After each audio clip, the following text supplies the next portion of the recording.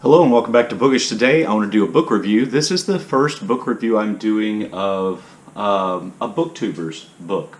I put in my Reading Women's Month TBR video that I also had other summer reading plans, and part of that was to read books by booktubers who are also authors. And so I started with, since it was Reading Women's Month, I started with our own Britta Bohler's novel, The Decision.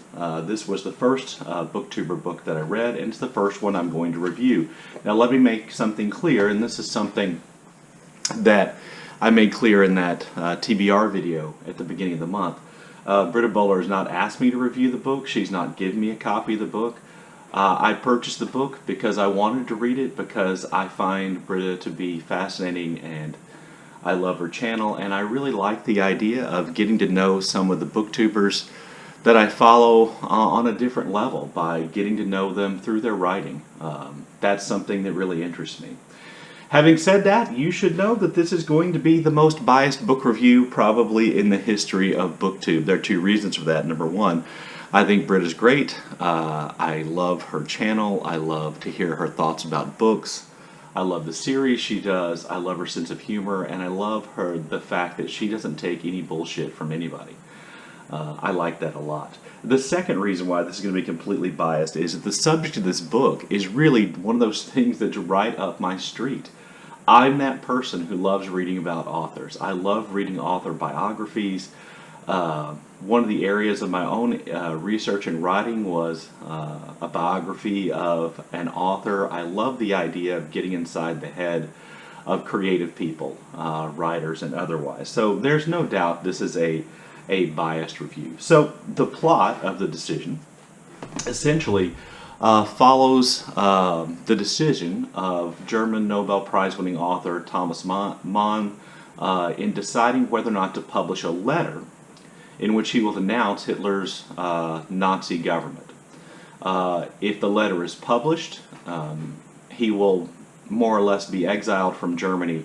His books probably will not appear in print in Germany, and he will kind of lose that anchor to his life if he publishes the letter. If he doesn't publish the letter, he will, I think, feel complicit in not speaking out against the perversion of Germany and the German government that he believes that Hitler has carried out.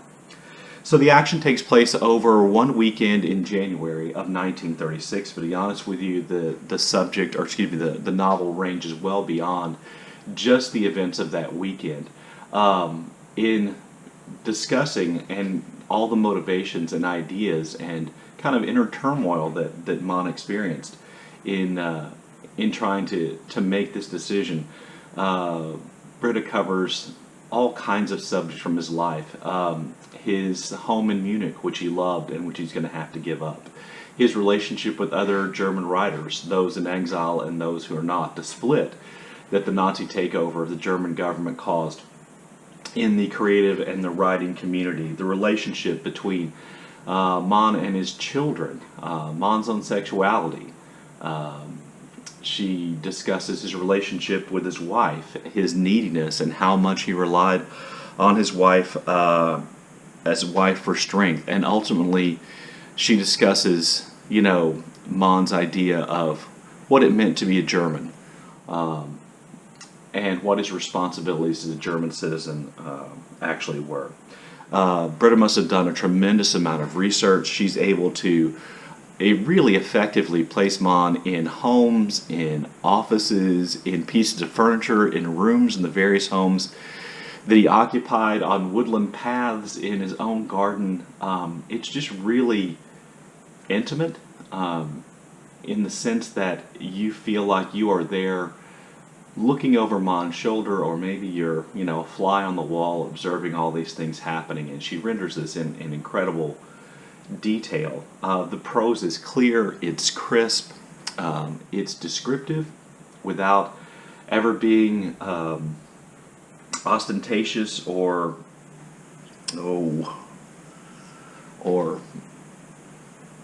overly dramatic. It's just really cleanly written. I really like the book. I think that, like I said, I'm completely biased because of my feelings for the author and my love of just the subject matter, but what I would say is that I think what Britta's done here is somewhat remarkable. She has somehow been able to imagine herself inside the mind of Thomas Mann and his decision making and his thoughts and his fears, and I think she renders those really effectively.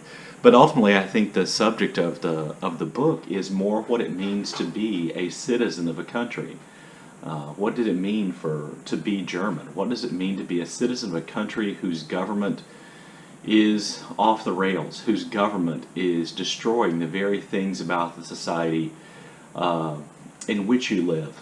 And what are your responsibilities as a person with a name, as a person, or as an average citizen, to speak out against the things that you think are being done that destroy what it means to be a citizen of that country. As an American living in the United States right now, this seemed incredibly topical to me. Anyway, I liked the book a lot. I thought it was a very good book, and you know, nothing but admiration for Britta. Anyway, let me know what you think, and in the comment section, as always, thank you for watching.